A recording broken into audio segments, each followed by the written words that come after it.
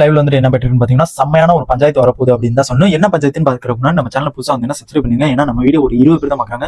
20 பேர் like and subscribe பண்ணிட்டு பாத்தீங்கன்னா ரொம்ப நல்லா இருக்கும்னு நான் நினைக்கிறேன். ப்ளீஸ் அதை மட்டும் பண்ணுங்க. ஏன்னா ரொம்ப வீடியோ நானும் வந்து ரொம்ப கஷ்டப்பட்டு எடிட்லாம் பண்ணி நானும் அப்லோட் பண்றேன். ஒரு வியூஸ் போக மாட்டேங்குது.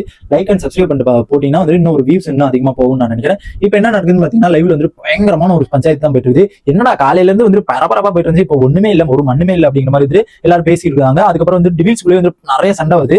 அந்த சண்டையில வந்து ஒண்ணு மட்டும் இப்ப சொல்றேன். அதுக்கப்புறம் ஒவ்வொரு வீடியோ நான் சொல்றேன். நெக்ஸ்ட் இப்போ வந்து என்ன சண்டைன்னு பாத்தீங்கன்னா வந்து எப்படின்னா அந்த ஒரு காலையில இருந்து வந்து எல்லாருமே வந்து நல்ல எஃபெக்ட் போட்டீங்க. அதுக்கப்புறம் நல்ல ஒரு மூவ்மெண்ட் இருந்துச்சு. ஆனா அதுக்கப்புறம் வந்து ஃபுல்லா டவுன் ஆயிடுச்சு. என்ன பண்றீங்கன்னே தெரியல. யாருமே வந்து எஃபெக்ட்டுமே போடாம அமைதியா இருக்காங்க. என்ன நடந்துச்சு, என்னதான் பிரச்சனை அப்படிங்கிற மாதிரி டிவில்ஸ்குள்ளே ஒரு கூட்டம் போறாங்க. அப்போதைக்கு திடீர்னு வந்து சத்யம் வந்துட்டு உள்ள வராரு.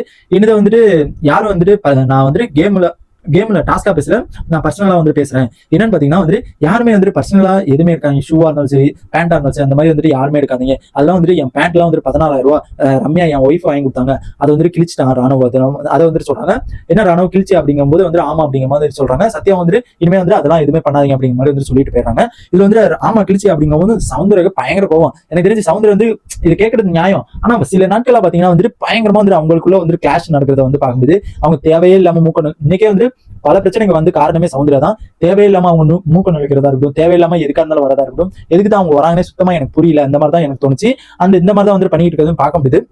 நெக்ஸ்ட் என்ன கேட்கறான்னு பாத்தீங்கன்னா, உனக்கு அறிவே இல்லையா, அவன் பேண்ட போய் கிழிக்கிற, அறிவுங்கிறது இருக்குமா இல்லையாடா அப்படிங்கிற மாதிரி வந்துட்டு அந்த ஒரு செம்மையா வந்துட்டு ராணுவ வந்து பயங்கரமா வந்துட்டு சவுந்தரம் வந்து பேசுறது வந்து பார்க்க முடியுது. நெக்ஸ்ட் அவங்க ரெண்டு பேத்துக்குள்ள பயங்கரமா முட்டிது.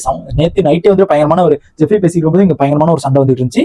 இப்போ வந்துட்டு அவங்களுக்குள்ளே வந்து அறிவு இல்லையாடா, உனக்கு வந்துட்டு ஒரு ஒரு மண்ணு உனக்கு தெரியல அப்படிங்கிற மாதிரி அந்த ஒரு மீனிங்ல வந்து சொல்ற மாதிரி தான் எனக்கு தோணுச்சு. நெக்ஸ்ட் பாத்தீங்கன்னா வந்து ராணுவ வந்துட்டு அதுக்கு வந்து நீ தான் ஒண்ணும் பண்ணல, நானாச்சும் ஏதாச்சும் பண்ணிட்டு இருந்தேன், நீ ஒரு மயிர் பண்ணல ஒண்ணும் பண்ணல அப்படிங்கிற மாதிரி மயிர் சொல்ல நானா ஒண்ணு ஆட் பண்ணிட்டேன். என்னன்னு பாத்தீங்கன்னா அவ்வளவு காண்டு ஒண்ணுமே அந்த ஒரு டாஸ்க்கு வந்துட்டு கெட்டு போனது காரணமே வந்துட்டு ஜாக்லின், சௌந்தர்யா, அருண் இவங்க 3 பேர் தான் கெட்டு அந்த டாஸ்க்கே கெட்டு போனாலும் இந்த ஒரு 3 பேர் தான் இந்த மாதிரி தான் வந்துட்டு அந்த ஒரு டாஸ்க் வந்துட்டு அமைஞ்சிட்டு இருந்துச்சு.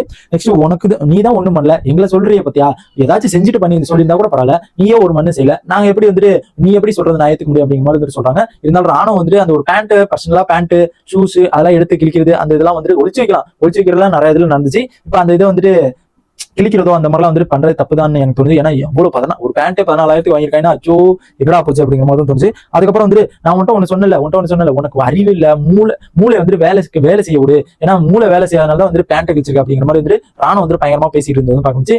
ஓகே, நான் நார்மலா வந்து சவுந்தரம் வந்து கோவப்பட்டது நியாயமான கோவம் தானே அப்படிங்கிற மாதிரி வந்து எடுத்துட்டு போலாம். இருந்தாலும் வந்து அதுக்கப்புறம் வந்து ராணுவ வந்து சாரி கேட்டாப்ல. இருந்தாலும் அடிக்கடி வந்து ஜாக்லின்கா வேண்டி, ரயனுக்கா வேண்டி, ஜெஃப்ரிகாண்டி உள்ள வந்துட்டு அவங்க வந்து இன்வால்வ் ஆகி பேசுறதுங்கும் போது வந்துட்டு எனக்கு என்ன தோணுதுன்னு பாத்தீங்கன்னா அவங்க வந்து நான் வெளியில தெரியணும், வெளியில ப்ரொஜெக்ட் ஆகிக்கணும், வெளியில வந்து நல்லா வந்து ஒரு மூமெண்ட்ல வந்துட்டு நல்லா தெரியணும் அப்படிங்கிறதுனால வந்துட்டு அவங்க பேசிட்டு இருக்காங்களா என்னன்னு சத்தியமா தெரியல. பார்க்கலாம். அவங்க வந்து இதை பத்தி உங்க ஒப்பீனியன் மறக்காம கமெண்ட் பண்ணுங்க. சௌந்தர்யா வந்து எப்படிப்பட்ட கேரக்டர் அப்படின்னு வர பாத்தீங்கன்னா வந்து சௌந்தர்யா கேரக்டர் சுத்தமா யாருமே பிடிக்கல. கல்வி வந்து அப்படி பொழிச்சு மூஞ்சி ஊத்தி இருக்காது நல்லா தெரியுது ட்விட்டர்ல.